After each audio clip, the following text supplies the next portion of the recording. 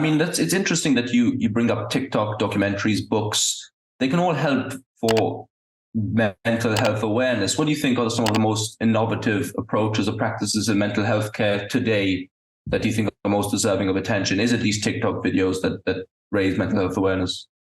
No, I think it's from my perspective, I don't think it's particular initiatives. I think it's anything that builds the sense of openness. And I also do think that there's been some real innovation in things like social prescribing.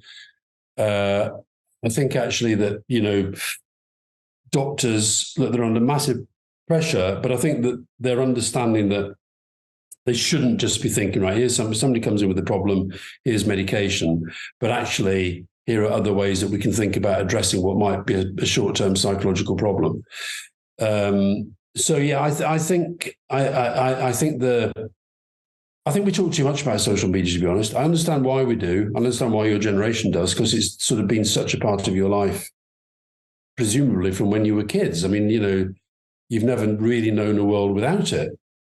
But I think that for something like mental health, for me, it's about anything which breaks down the barriers of stigma and taboo. So the social media, the TikTok video style stuff will be part of that. But I'm more interested in what's at the other end of the telescope, as it were, which is, okay, now that we've got the person who's been open, how are we going to help them get better? And I think a lot of that is about social prescribing. It's about employers understanding their responsibility. It's about the education system and how we value teachers and kids. It's these kind of bigger picture, longer term things. Yeah, I remember a BBC News snippet where you talked about Charles Kennedy's passing away in 2015 and how the government, there's little action along side of dealing with alcoholism or dealing with mental health issues. Like, I guess the question is, how can government make actionable change to support people's mental health, especially for the case after COVID? I think by understanding, well, particularly with this government where the money is tight and, they're quite tight with it, I think understanding that a preventive approach will in the end make savings. At the moment we have a mental illness service. We don't have a mental health service. We have a mental crisis service. If you or I were to, go up to Highgate and, try and jump off the bridge and survive, they'd find us somewhere to get treated, right? But if we were to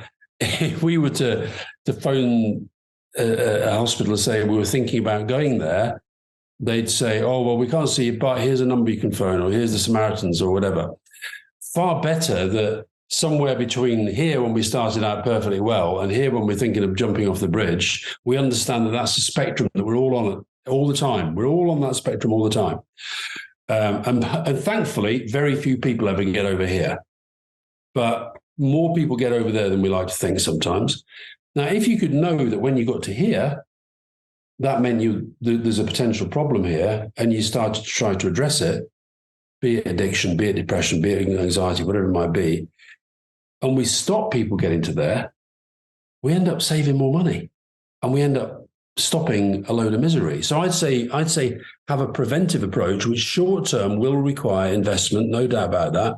I mentioned schools, for example. One of the best things I think we did as a government was have classroom assistants, people who worked alongside teachers.